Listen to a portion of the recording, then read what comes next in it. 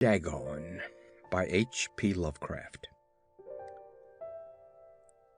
I am writing this under an appreciable mental strain, since by tonight I shall be no more. Penniless, and at the end of my supply of the drug which alone makes life endurable, I can bear the torture no longer, and shall cast myself from this garret window into the squalid street below. Do not think from my slavery to morphine that I am a weakling or a degenerate. When you have read these hastily scrawled pages, you may guess, though never fully realize, why it is that I must have forgetfulness or death. It was in one of the most open and least frequented parts of the broad Pacific that the packet on which I was supercargo fell a victim to the German sea raider. The Great War was then at its very beginning, and the ocean forces of the Hun had not completely sunk to their later degradation, so that our vessel was made legitimate prize, while we of her crew were treated with all the fairness and consideration due us as naval prisoners. So liberal indeed was the discipline of our captors that 5 days after we were taken, I managed to escape alone in a small boat with water and provisions for a good length of time. When I finally found myself adrift and free, I had but little idea of my surroundings. Never a competent navigator, I could only guess vaguely by the sun and stars that I was somewhat south of the equator. The weather kept fair, and for uncounted days I drifted aimlessly beneath the scorching sun, waiting either for some passing ship or to be cast on the shore of some habitable land. But neither ship nor land appeared, and I began to despair in my solitude upon the heaving vastness of unbroken blue. The change happened whilst I slept. Its details I shall never know, for my slumber, though troubled and dream-infested, was continuous. When at last I awaked, it was to discover myself half sucked into a slimy expanse of hellish black mire, which extended about me in monotonous undulations as far as I could see, and in which my boat lay grounded some distance away. Though one might well imagine that my first sensation would be of wonder at so prodigious and unexpected a transformation of scenery, I was in reality more horrified than astonished, for there was in the air and in the rotting soil a sinister quality which chilled me to the very core. The region was putrid with the carcasses of decaying fish and of other less describable things which I saw protruding from the nasty mud of the unending plain. Perhaps I should not hope to convey in mere words the unutterable hideousness that can dwell in absolute silence and barren immensity. There was nothing within hearing and nothing in sight save a vast reach of black slime, yet the very completeness of the stillness and homogeneity of the landscape oppressed me with a nauseating fear. The sun was blazing down from a sky which seemed to me almost black in its cloudless cruelty, as though reflecting the inky marsh beneath my feet. As I crawled into the stranded boat, I realized that only one theory could explain my position. Through some unprecedented volcanic upheaval, a portion of the ocean floor must have been thrown to the surface, exposing regions which for innumerable millions of years had lain hidden beneath unfathomable watery depths. So great was the extent of the new land which had risen beneath me that I could not detect the faintest noise of the surging ocean, strain my ears as I might. Nor were there any seafowl to prey upon the dead things. For several hours I lay thinking or brooding in the boat, which lay upon its side and afforded a slight shade as the sun moved across the heavens. As the day progressed, the ground lost some of its stickiness and seemed likely to dry sufficiently for traveling purposes in a short time. That night I slept but little, and the next day I made for myself a pack containing food and water, preparatory to an overland journey in search of the vanished sea and possible rescue. On the third morning I found the soil dry enough to walk upon with ease. The odor of the fish was maddening, but I was too much concerned with graver things to mind so slight an evil, and set out boldly for an unknown goal.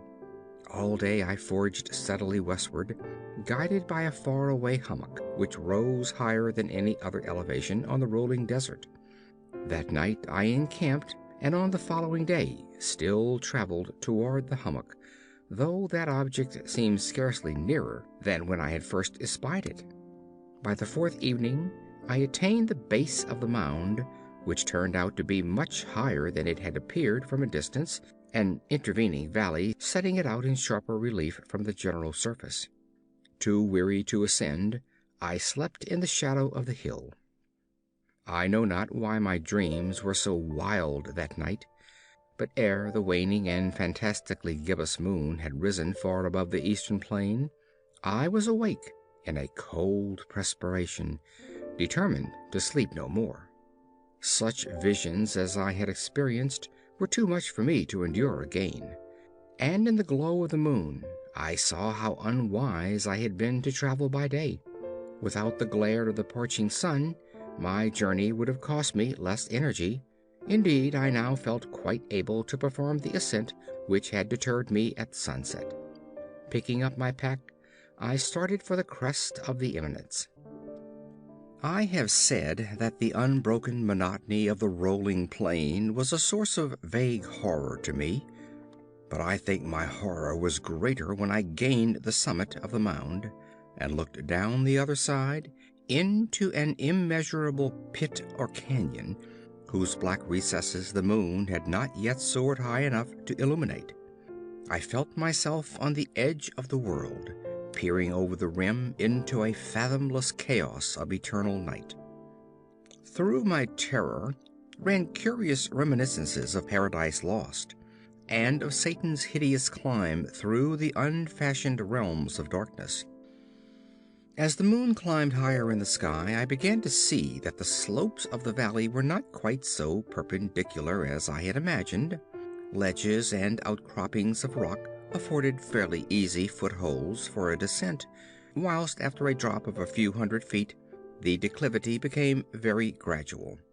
Urged on by an impulse which I cannot definitely analyze, I scrambled with difficulty down the rocks and stood on the gentler slope beneath, gazing into the Stygian deeps where no light had yet penetrated. All at once my attention was captured by a vast and singular object on the opposite slope, which rose steeply about 100 yards ahead of me, an object that gleamed whitely in the newly bestowed rays of the ascending moon. That it was merely a gigantic piece of stone I soon assured myself, but I was conscious of a distinct impression that its contour and position were not altogether the work of nature. A closer scrutiny filled me with sensations I cannot express, for despite its enormous magnitude and its position in an abyss which had yawned at the bottom of the sea since the world was young, I perceived beyond a doubt that the strange object was a well-shaped monolith whose massive bulk had known the workmanship and perhaps the worship of living and thinking creatures. Dazed and frightened, yet not without a certain thrill of the scientist's or archaeologist's delight, I examined my surroundings more closely.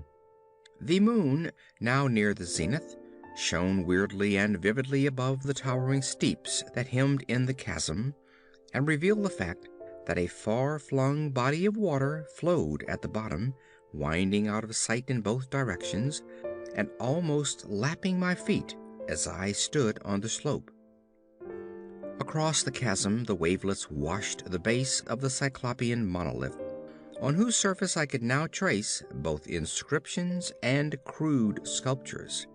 The writing was in a system of hieroglyphics unknown to me, and unlike anything I had ever seen in books, consisting for the most part of conventionalized aquatic symbols such as fishes, eels, octopi, crustaceans, mollusks, whales, and the like.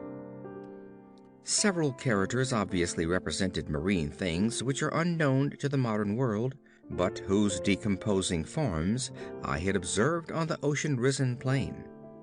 It was the pictorial carving, however, that did most to hold me spellbound. Plainly visible across the intervening water on account of their enormous size were an array of bas-reliefs whose subjects would have excited the envy of Doré. I think that these things were supposed to depict men, at least a certain sort of men, though the creatures were shown disporting like fishes in waters of some marine grotto, or paying homage at some monolithic shrine which appeared to be under the waves as well. Of their faces and forms I dare not speak in detail, for the mere remembrance makes me grow faint. Grotesque beyond the imagining of a Poe or a Bueller, they were damnably human in general outline, despite webbed hands and feet, shockingly wide and flabby lips, glassy, bulging eyes, and other features less pleasant to recall. Curiously enough, they seem to have been chiseled badly out of proportion with their scenic background, for one of the creatures was shown in the act of killing a whale, represented as but little larger than himself. I remarked, as I say, their grotesqueness and strange size, but in a moment decided that they were merely the imaginary gods of some primitive fishing or seafaring tribe, some tribe whose last descendants had perished eras before the first ancestor of the Piltdown or Neanderthal man was born. Awestruck at this unexpected glimpse into a past beyond the conception of the most daring anthropologist, I stood musing whilst the moon cast queer reflections on the silent channel before me. Then, suddenly, I saw it. With only a slight churning to mark its rise to the surface, the thing slid into view above the dark waters. Vast, Polyphemus-like, and loathsome, it darted like a stupendous monster of nightmares to the monolith, about which it flung its gigantic scaly arms, the while it bowed its hideous head and gave vent to certain measured sounds. I think I went mad then. Of my frantic ascent of the slope and cliff, and of my delirious journey back to the stranded boat, I remember little. I believe I sang a great deal and laughed oddly when I was unable to sing. I have indistinct recollections of a great storm some time after I reached the boat. At any rate, I know that I heard peals of thunder and other tones which nature utters only in her wildest moods. When I came out of the shadows, I was in a San Francisco hospital, brought thither by the captain of the American ship which had picked up my boat in mid-ocean. In my delirium I had said much, but found that my words had been given scant attention. Of any land upheaval in the Pacific, my rescuers knew nothing, nor did I deem it necessary to insist upon a thing which I knew they would not believe. Once I sought out a celebrated ethnologist and amused him with peculiar questions regarding the ancient Philistine legend of Dagon, the fish god, but soon perceiving that he was hopelessly conventional, I did not press my inquiries. It is at night, especially when the moon is gibbous and waning, that I see the thing. I tried morphine, but the drug has given only transient secrece, and has drawn me into its clutches as a hopeless slave. So now I am to end it all, having written a full account for the information or the contemptuous amusement of my fellow men. Often I ask myself if it could not have all been a pure phantasm, a mere freak of fever, as I lay sun-stricken and raving in the open boat after my escape from the German man-of-war. This I ask myself, but ever does there come before me a hideously vivid vision in reply. I cannot think of the deep sea without shuddering at the nameless things that may at this very moment be crawling and floundering on its slimy bed, worshipping their ancient stone idols, and carving their own detestable likenesses on submarine obelisks of water-soaked granite. I dream of a day when they may rise above the billows, to drag down in their reeking talons the remnants of puny, war-exhausted mankind; of a day when the land shall sink, and the dark ocean floor shall ascend amid universal pandemonium. The end is near. I hear a noise at the door, as of some immense slippery body lumbering against it. It shall not find me. God, that hand!